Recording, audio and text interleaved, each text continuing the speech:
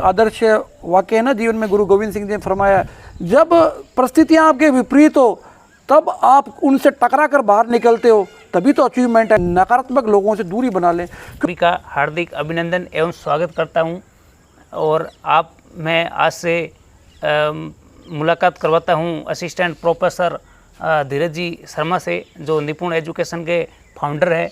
और आपने सर को अपने टेलीग्राम चैनल पर तो देखा होगा, कई बार सर के मार्गदर्शन भी मिले होंगे आपको, लेकिन आज हम यूट्यूब पर आपसे रूबरू करवा रहे हैं सर से, और सर की जर्नी के बारे में बताएंगे। तो सर आप थोड़ा अपना परिचय भी दीजिए, जिससे अपने जो एस्पिरेंट है उनको भी आपका पता चले किस प्रकार आपने संघर्ष किया है और संघर्ष से आपने इतनी सफलताएं भी प्राप्त की है, और इस जर्नी में आपने क्या क्या संघर्ष भी झेले हैं, और इस मुहिम आपने जो शुरू की है और यहाँ तक आप पहुँचे हो, तो इनमें आपने क्या क्या संघर्ष किए, क्या परेशानियाँ झेली, और इनसे अपने एस्पिरेंट को क्या फ़ायदा हो, इनको क्या सीख मिले, तो इनके बारे में भी सर थोड़ी मैं आपसे गुंजाइश करूँगा कि आप बताइए। नमस्कार मनोहरलाल जी बाबल, आपका स्वागत, बहुत बहुत धन्यवाद। मैंने आपको बताया है, पूर्व भी मैं बता चुका हूँ और अनेक प्लेटफॉर्म पे मैं चर्चा करता रहता हूँ कि मैंने इससे पूर्व 16 वर्ष तक भारतीय सेना में सेवाएं दी है। इससे पूर्व मैं असिस्टेंट कमांडेंट भर्ती परीक्षा 2018 में संपूर्ण भारत में 59 रैंक पर चयनित हुआ था। सब इंस्पेक्टर में 2018 वाली भर्ती में मैं 27 नंबर रैंक पे चयनित हुआ था। स्कूल एजुकेशन में पूरे राजस्थान में 16वीं रैंक पर चयनित हुआ था, और असिस्टेंट प्रोफेसर 2020 की भर्ती में पूरे राजस्थान में 5वीं रैंक पर चयनित हुआ था।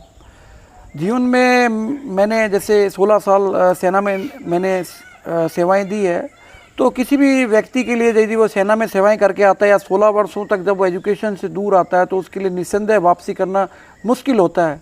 किंतु एक आदर्श वाक्य है ना जीवन में, गुरु गोविंद सिंह जी ने फरमाया, हारा वही जो लड़ा नहीं।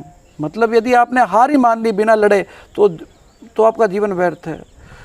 मैंने ऐसे लोग भी देखे हैं जो जीवन के काफ़ी लेट संघर्ष करते हैं और सफलता को अचीव कर लेते हैं।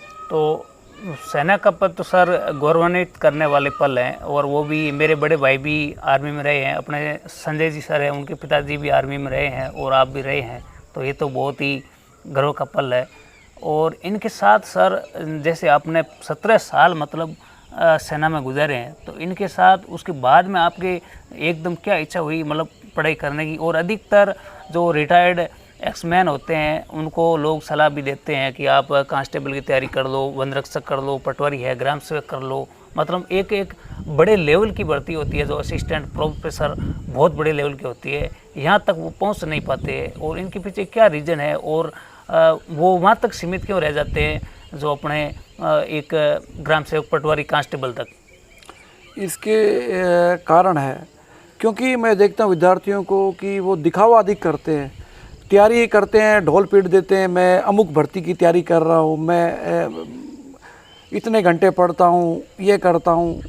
इस कारण है ना वो खाली अपने तैयारी का प्रसार करते ही रह जाते हैं।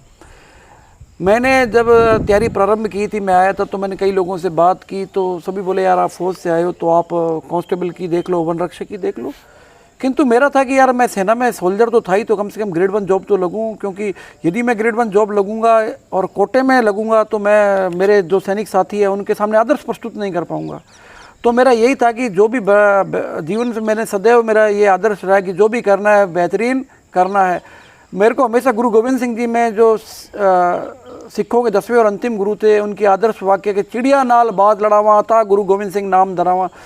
जब परिस्थितियां आपके विपरीत हो तब आप उनसे टकरा कर बाहर निकलते हो, तभी तो अचीवमेंट है। आईएएस का बेटा आईएएस बन जाएगा तो क्या अचीवमेंट किया? उसको तो सारी सुविधाएं मिली मुन्नालाल जी। बिल्कुल। गरीब का बेटा, किसान का बेटा, मजदूर का बेटा, एक चपरासी का बेटा यदि आईएएस पद को प्राप्त करता है या इंडियन क्रिकेट टीम में जाता है तो उसका अचीवमेंट है, क्योंकि उसने कितनी समस्याएं देखकर, कितनी विकट परिस्थितियां देखकर अपने बच्चों को वहां तक पहुंचाया है।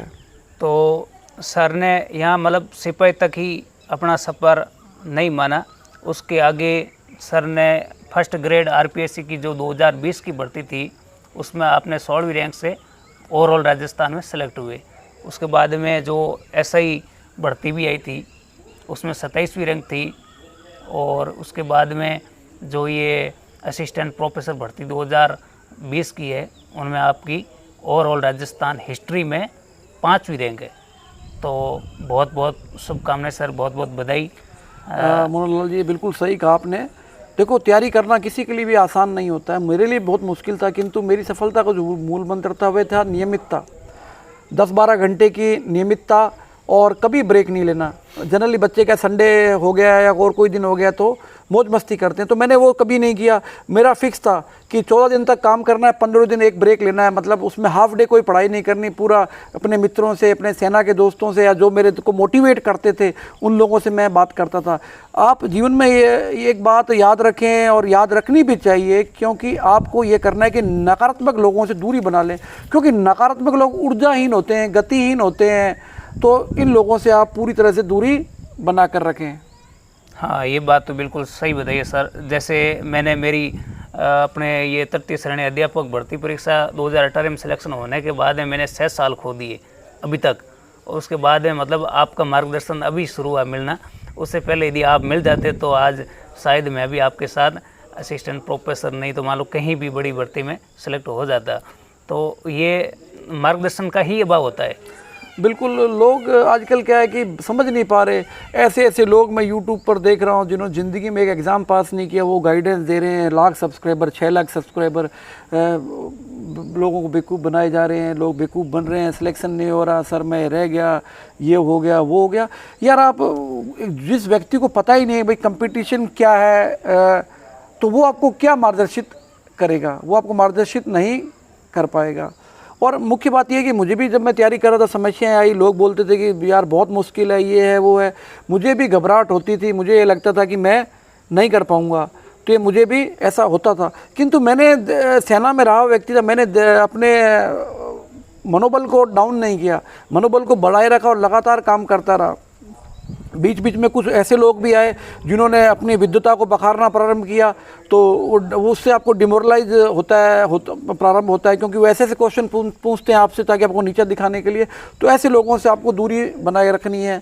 छोटी छोटी पुस्तकें जो अधिक मोटी मोटी न हो, छोटी छोटी राजस्थान माध्यमिक शिक्षा बोर्ड की NCERT की पुस्तकें हैं या राजस्थान हिंदी ग्रंथ अकादमी की पुस्तकें, उनका बार बार रिवीजन करें, आप बार बार रिवीजन करें। यदि आप किसी चीज़ का बार बार रिवीजन करते हैं तो उसका आपको लाभ मिलता है। मैंने भी हाल के दिनों में अपने कुछ पुस्तकें लिखी है, जिंदेवाल पब्लिकेशन, जो बहुत लोकप्रिय है और लोगों को फ़ायदा हुआ है।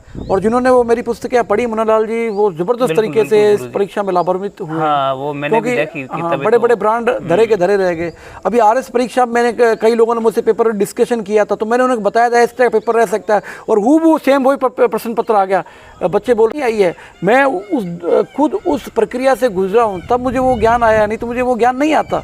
हाँ, ऐसे पता नहीं चलता सर। जैसे मैंने भी 3 बार मेंस दिया है, तो उसमें मेरे को वो स्टडी मटेरियल का पता नहीं चला, उसमें कमियां रही है कहीं ना कहीं। मतलब मैंने गाइडें पढ़ी है और उसमें मतलब गाइड से परिपूर्ण नहीं होता है आदमी, मतलब उसमें जो स्टडी मटेरियल जो लिखना होता है, कंटेंट लिखना होता है, जो पर्याप्त नहीं होता है गाइड में। अगले वीडियो में मनोहरलाल जी हम प्रयास करेंगे कि हम राजस्थान के विद्यार्थियों के लिए, जैसे हमारा निपुण एजुकेशन है वो निःशुल्क पिछले 2 सालों से काम कर रहा है टेस्ट सीरीज़ पर, तो हम ऐसी बात करेंगे, संवाद करेंगे विद्यार्थियों से, उनकी समस्याएं जानेंगे और बड़े लेवल पर अपने काम करेंगे। विद्यार्थियों को कैसे मोटिवेट करना है, और RS पर, CET पर, फर्स्ट ग्रेड, सेकंड ग्रेड पर अलग अलग वीडियो अपने विस्तृत रूप से बनाएंगे, और प्रत्येक बिंदु को हम कवर करेंगे कि एक विद्यार्थी को क्या करना चाहिए, कैसे सफलता प्राप्त की जा सकती है, तैयारी के जो 2 काल होते हैं, शांति काल और युद्ध काल, कैसे इसमें बेहतरीन तैयारी मनोहरलाल जी करनी है। अपने रणनीति पर बिल्कुल सटीकता से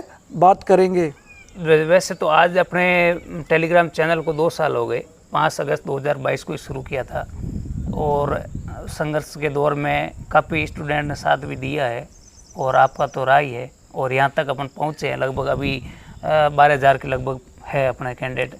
तो इसके बाद में जो भी अपन निःशुल्क करेंगे उनका एक अलग वीडियो बनाकर अपन एक्सपीरियंस को जो भी है बता देंगे, तो बाकी भावी प्लानिंग इसमें बता देंगे।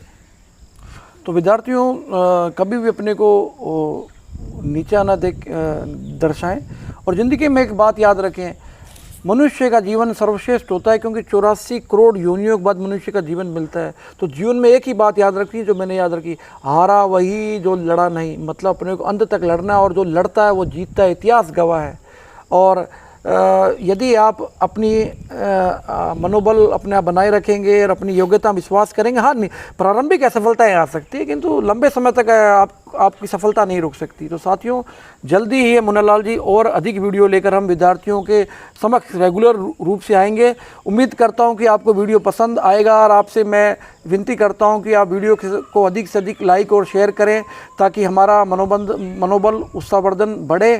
जय हिंद, वंदे मातरम। फिर मिलेंगे एक और वीडियो के साथ।